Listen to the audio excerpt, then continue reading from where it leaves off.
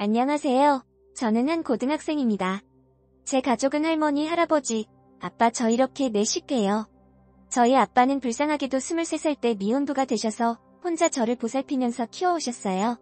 저를 겨울에 만났다고 해서 제 이름이 겨울입니다. 아빠답게 이름도 단순히하게 지으셨죠. 법적으로는 할머니, 할아버지가 제 엄마, 아빠이고 아빠는 제 오빠로 되어 있었고 사람들도 다 절 늦둥이 자식으로 알고 있어요. 저는 아빠를 아빠라 못 부른 홍길동이 심정을 누구보다 이해합니다. 아빠한테 맨날 잔소리하는 딸이지만 엄마한테 버림받은 절 지금껏 잘 키워주셔서 감사드리고 있어요. 엄마하고는 초등학교 5학년 때 처음 만나 가끔 연락하는데 자유분방한 성격의 엄마는 한 번 결혼하시고 안타깝게 이혼하셨어요. 엄마한테는 아빠, 다른 재련 남동생 3명이 있습니다.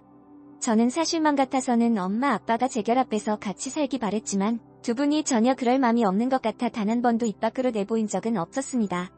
또 결혼은 현실인데 아빠는 결혼 전력이 없는 반면 엄마는 결혼했다 이혼하고 자식도 3명이나 딸려 있잖아요. 누가 봐도 아빠가 손해이고 가깝죠. 저도 그렇게 생각해요.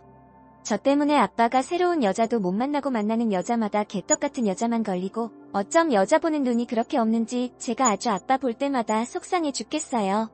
그리고 저는 중학교 3학년 때 그야말로 핵지존 역대급 여자를 만났습니다.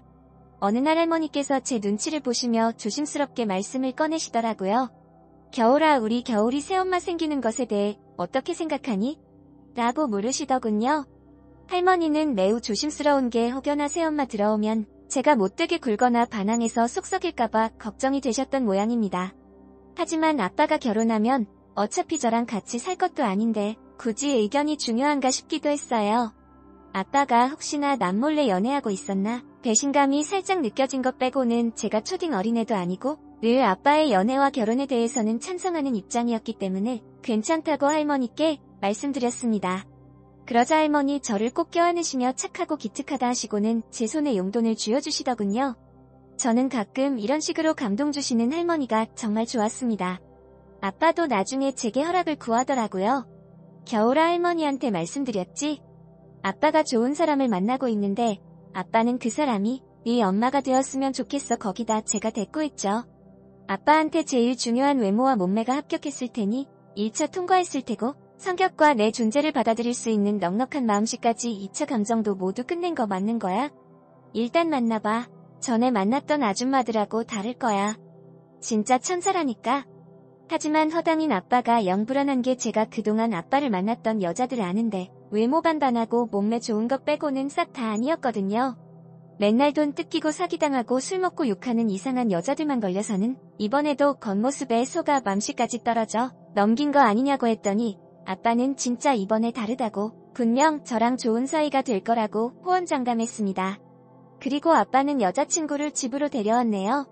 안녕, 내가 겨울이구나. 만나서 반가워. 인형처럼 너 이쁜 게 생겼네. 나도 평소 겨울이처럼 예쁜 딸 갖고 싶었었거든. 앞으로 잘 부탁해라고 하는데 아빠 이번에 좀 멀쩡한데? 전에는 어디서 좀 놀았다 싶은 여자들면 데려왔는데 이번에는 뭐 인상도 좋고 괜찮아 보였습니다. 35살 4살 차이로 엄마 되기도 딱 좋은 나이였네요. 직업도 카페 사장님이라 했습니다. 상다리 부러질 것 같은 진수성찬을 조신하게 먹는 아빠 여친은 가족들의 마음을 단숨에 사로잡았습니다. 이후로 아빠 여친은 아빠랑 저희 집에 자주 놀러왔어요. 얼마나 친절하고 부침성이 좋은지 저도 마음에 들더군요. 다만 한 가지 마음에 걸렸던 건 바로 이혼해서 동생 3명이랑 같이 살고 있던 저희 엄마였습니다. 아빠에 대해서 가끔 물어보곤 했던 엄마가 이 소식을 들으면 좀 씁쓸할 것 같아 엄마랑 통할 때 굳이 얘기를 꺼내진 않았어요. 하지만 엄마도 어디서 소식을 들었는지 아빠가 결혼 전제로 여자를 만나고 있단 걸 알더라고요. 하긴 둘이 대학 시실하고 있으니 한 달이 건너면 다 아는 사람들일 텐데 이상할 건 없었습니다. 엄마는 제게 아빠가 좋은 사람 만나서 결혼하면 축하해주는 게 맞지. 근데 아빠한테는 좋은 여자가 너한테 나쁜 사람 될 수도 있어. 지금 처음이라 잘해주겠지만 만약 조금이라도 그런 낌새가 있음 바로 엄마한테 얘기해. 알았지? 엄마도 사실 새엄마 밑에서 자라서 그 바닥 생활을 몸소 깨우치셨는지 제게 당부하시더라고요. 저는 엄마 약속하고 고개를 끄덕였습니다. 엄마를 만나고 집으로 왔는데 현관에 아빠 여친 신발이 있어 오늘도 왔나 보다 하고 들어갔어요.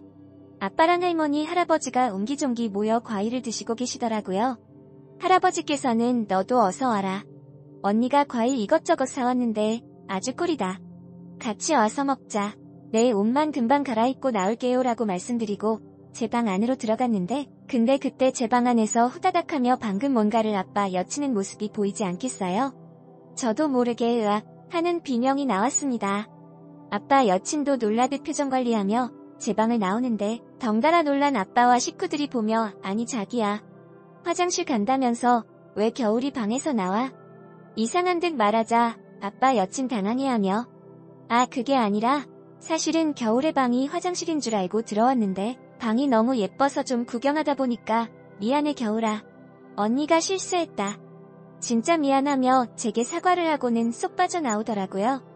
제가 어이없게 쳐다보자 아빠가 상황을 수습하며 저를 꼭 껴안아주고는 우리 딸 아직 아기네. 많이 놀랐죠? 언니가 미안하다니까 너무 마음 쓰지 마. 아빠가 우리 딸 좋아하는 용돈 줄 테니까 언니 좀 봐주자라고 능글스럽게 얘기하는데 저는 순간 빈장이 확 상해서 소리 질렀네요. 왜 언니가 잘못한 거 아빠 용돈 주면서 봐달라고 하는데? 결혼하기 전부터 벌써 이렇게 나중엔 딸은 안주해도 없겠네 하며 확 방 안으로 들어갔어요. 저는 제 방 안에 뭐 건드린 거나 없어진 거 있나 여기저기 살펴봤지만 딱히 그런 것 같진 않더라고요. 다만 침대 위의 이부자리가 좀 흐트러졌을 뿐 그거 외에는 달라진 건 없어 보였어요. 분명히 아빠 여친이 후다닥 하는 걸 봤는데 뭐지 싶었네요. 저는 뭔가 찝찝해서 문을 잠그고 다니기로 하고 아빠 여친한테 다음부턴 조심해달라고 한마디 한 뒤 방으로 들어가 시간 보내다 잠자리에 들었네요. 근데 잠이 막 들었을 때쯤 저는 식은땀 흘리며 비명을 지르고는 벌떡 일어났어요. 제 비명을 듣고 가족들이 모두 제 방에 와서는 잘 걱정하는데 저는 몸이 부들부들 떨려 할머니한테 안기고는 꿈에서 어떤 여자가 날 막 쫓아와서 날 억지로 막 끌고 가는데 뿌리쳤는데도 흉측한 얼굴로 자꾸 어딘가로 가자고 끌고 가는데 너무 무서웠어 하고 울었어요. 아빠는 잠깐 가위 눌린 것 같은데 뭘 그런 것 같고 그러냐고 막 놀리고 할머니는 저를 토닥이면서 재워주고는 제가 잠들자 가셨던 것 같습니다. 허나 그 이후로도 제 악몽 멈추질 않았어요. 평소 공부 영화를 즐겨보지도 않았는데 귀신 자꾸 어딜 가야 한다며 계속 제 꿈속에 나타나 절 괴롭히는데 무서워서 미치겠더라고요. 악몽의 강도는 날이 갈수록 더 심해졌고 이 때문에 잠도 못 자고 밥도 못 먹어서 제 몸 상태는 말이 아니었네요. 가족들도 많이 걱정해서 병원도 가봤는데 아무 이상이 없다는 말만 듣고 왔어요. 아빠랑 아빠 여친 내 가족이랑 상기역을 한다는 결정이 나고 좋은 소식에 다들 들떠있는데 오직 저만 하루하루 지옥 속에서 살고 있었네요. 아빠 여친 절 걱정스럽게 보며 겨울아 많이 아픈 거야. 너무 말랐다. 악몽 때문에 밥도 못 먹고 잠도 못 잔다며 아니면 언니 잘 아는 지인 중 정신과 의사 있는데 한번 상담 받아볼래라고 하는데 저는 그 말에 발끈했네요. 아줌마 지금 제가 정신병이 있다는 거예요? 그냥 요새 시험 기간이라 공부 때문에 스트레스 받아서 그런 거예요. 말 좀 그딴 식으로 하지 마세요 하면 예민하게 쏘아대니 그때 아빠가 이놈 하며 어른한테 그게 무슨 못 배운 버르장머리냐며 저한테 뭐라 다그치는데 그때 제가 기가 허해져서 착각을 했던 걸까요? 가족들 틈속에 있던 아빠 여친의 입꼬리가 사르르 위로 올라가며 미소를 띄우는 것처럼 보였습니다. 순간 온몸을 파고드는 소름이라니 쎄한 기운이 돌며 섬뜩하게까지 했습니다. 저는 악몽이 시작된 이후로 지독한 두통에 시달렸고 몸도 여기저기 쑤시며 아파서 학교에서 잦은 조퇴와 결석을 하게 되었어요. 이상한 건 병원에 가도 딱히 원인을 찾지 못한다는 거였습니다. 중3이고 이제 곧 고교 진학을 앞두고 있어 신경성으로 예민해져서 그럴 수 있다는 것뿐이었어요. 제가 시름시름 앓자 가족들도 제 걱정에 밤잠 못 이룬 날이 많아졌습니다.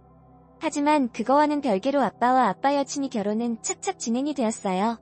상견례에도 화기애애한 분위기 속에서 잘 마쳤다고 식장 이야기다. 예물 예단 어쩌고 것들이 왔다 갔다 하며 잘 진행이 돼가는 것 같았습니다. 사실 아빠는 절 걱정해서 제 몸이 나아진 다음에 상견례며 결혼 준비 호래비로 늙어 죽을 자식이 걱정했던 조부모님과 아빠 여친 쪽에서 결혼을 밀어붙이니 아빠 어쩔 수 없이 진행했던 걸로 알아요. 아빠는 낮에는 피곤하게 일하고서 밤에는 제 간호에 힘썼는데 참 아빠한테 끝까지 도움 안 되니 자책감이 들었습니다. 이 소식을 들은 엄마는 제 앞에서 차마 아빠 욕은 못하고 그게 다 개념 없는 아빠 여친 때문이라며 그쪽으로 아빠 목까지 욕을 몰더라고요. 저는 엄마한테 괜찮다며 말하고는 허기진 배를 채우기 위해 할머니가 놔두고 간 죽을 한 숟갈 뜨던 찰나 족이 생각보다 뜨거운 놀라는 바람에 통째로 침대에 엎고 말았습니다. 아 뜨거워하는 제 소리를 듣고 할머니가 왜 그러냐며 뛰어왔고 저는 엄마와 통화한 걸 들킬세라 엉겁결에 휴대폰을 끝나는 후 물티슈로 침구를 닦아내요. 그러자 할머니 제 상태를 살피시며 한숨 돌리시고는 쭉 끓인 걸 좀 더 떠줘서 별로 안 뜨거웠을 텐데 감각도 예민해진 모양이다. 물티슈 두고 어여 일어나봐. 베개랑 침구들 다 빨아버리자 하시며 이불을 걷으시고는 이어서 침대 커버를 벗기려 매트리스를 드시는데 그때요 이게 뭐지? 침대 매트리스 밑에 까끌까끌한 게 뭐가 잡히는데 잠깐만 하시며 손을 매트리스 속으로 깊숙하게 넣으시는데 그곳에서 할머니는 정체불명의 무언가를 보고 뒤로 놀라 자빠지셨습니다. 저도 그걸 보는 순간 확 소름이 돋으면서 할머니 곁에서 부들부들 떨었네요. 그거 다름 아닌 사람 형상의 집인형이다. 제 사진을 놓고 수십 개의 바늘로 뚫은 일명 사극에서나 볼 법한 저주 인형이었니다. 믿기진 않았지만 제가 그동안 악몽을 꾸고 아팠던 이유가 설마 다 저주 인형 때문이었던 건가 싶어 섬뜩하더라고요. 할머니는 대체 이 휴직한 걸 누가 제 방에 갖다 놓은 거지 치를 떨면 일 가시더라고요.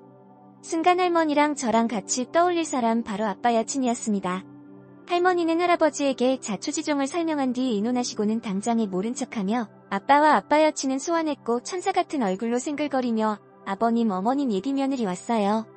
라고 꼬리 흔드는 아빠 여친에게 한 바가지 물을 끼얹으며 저주인형을 던졌습니다.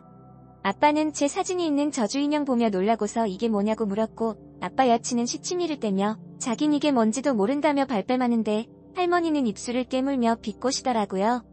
뭔지를 몰라? 경찰 불러줄 문이라도 채취해줘? 에라이 독한 것, 너 이 흉측한 거 우리 손녀 놓고 바늘 꽂힌 거. 네 얼굴에도 한번 꽂아주라. 도대체 왜 침대 밑에다 이런 짓을 한 거야?